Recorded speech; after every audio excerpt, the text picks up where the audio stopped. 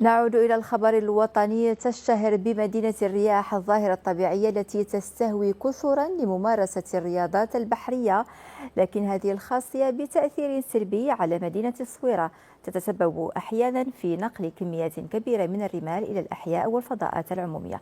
نرصد ذلك في روبورتاج عثمان بوخاري ويونس صباح. تحولت ساحة الفنانين بمدينة الصويرة في الآونة الأخيرة إلى إحدى النقاط التي تعرف تراكما متواصلا للرمال بفعل زحف مستمر من البحر نحو ساحة الفنانين، ظاهرة باتت تفرض تدخلات متكررة لإزالة الكميات المتراكمة حفاظا على جمالية الساحة وضمان انسيابية حركة المارة. الاخوان هنايا ما جبروش يحلوا، ما قدروش يحلوا بهذا الرمال وبهذه المشاكل هذه، وهذا الشيء ماشي مضره للصحه، اصبحت مضره حتى للمدينه كلها.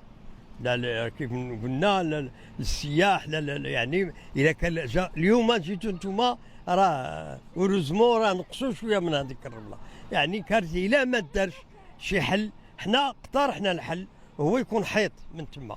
الساحة هذه كانت معروفة بملتقى الدول كاملين في القديم، ملتقى الحضارات، البيع والشراء، لي كوميرس، ويا ريت يدار شي حل، يكون شي حل جذري لهذا زحف الرمال.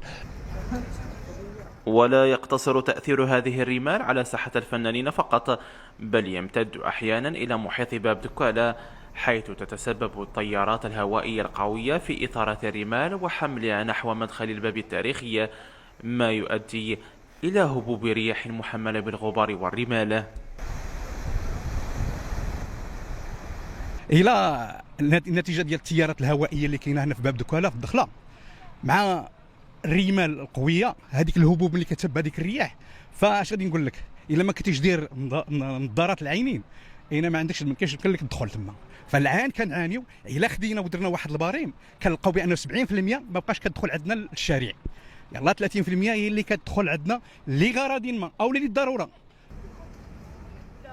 وتتواصل تدخلات للحد من هذه الظاهرة من خلال عمليات التنقية والإزالة بشكل دوري، إلى جانب دراسة حلول أكثر نجاعة للتقليل من آثارها، إجراءات يرتقب أن تتعزز مستقبلا بإيجاد وتطبيق حل نهائي يحد من تكرار هذه الظاهرة.